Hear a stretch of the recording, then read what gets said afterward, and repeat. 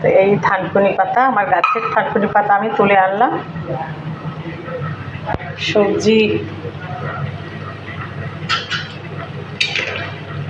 ফুটে উঠেছে, এই সবজির মধ্যে আমি এই গোটা গোটা থানকুনি পাতাগুলো দিয়ে দিলাম।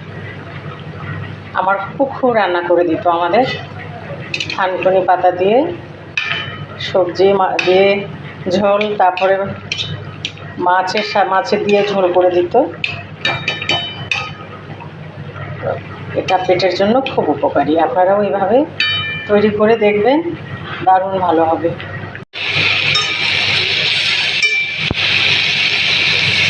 তো আমি তৈরি করতে চলেছি একটা পাতলা ঝোল। এর মধ্যে কাঁচকলা, পটল, আলু দিয়ে কাঁঠাল পাতা দিয়ে ঝোল তৈরি করব বন্ধুরা। বর্ষাকাল, এখন প্রায় পেটের প্রবলেম হচ্ছে সকলেরই, তাই ভাবলাম যে একটু কাঁঠাল পাতা দিয়ে সবজি দিয়ে ঝোল করে দিই। তো সবজিগুলো আমি কড়াইয়ে তেল গরম করে তার মধ্যে 5 ফোড়ন, একটু আদা জিরে বাটা আর সামান্য একটু পেঁয়াজ কুচি দিয়ে এটাকে ভালোভাবে ভাজা করে নিলাম। সবজিটা ভাজা হয়ে গেছে, এর মধ্যে আমি জল দিয়ে দিলাম। থানকুনি পাতা দিয়ে সবজি দিয়ে ঝোল রেডি হয়ে গেছে। খুব সুন্দর এই রান্না বন্ধুরা।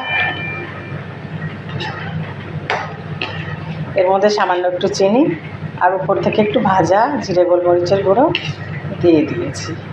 এরপরে এটাকে আমি নামিয়ে নেব। এই রান্নাটা রোগীর পথ্য হিসাবেও ব্যবহার করা যেতে পারে। এত সুন্দর রান্না, আমাকে অনেকে বলেছে রোগীর পথ্য আমার ইউটিউব চ্যানেলে দেওয়ার জন্য। তো আমি দেখি পরপর আমি কিছু রোগীর পথ্য আমি দেখাবো।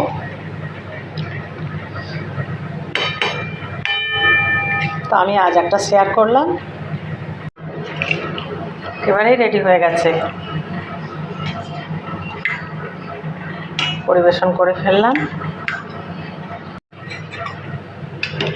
তার সাথে তৈরি করে ফেললাম একটু গোবিন্দভোগ চালের ভাত, একটু লবণও দিয়েছি এর মধ্যে।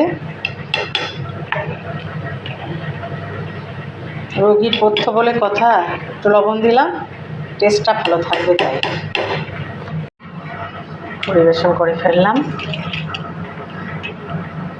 থানকুনি পাতার ঝোল।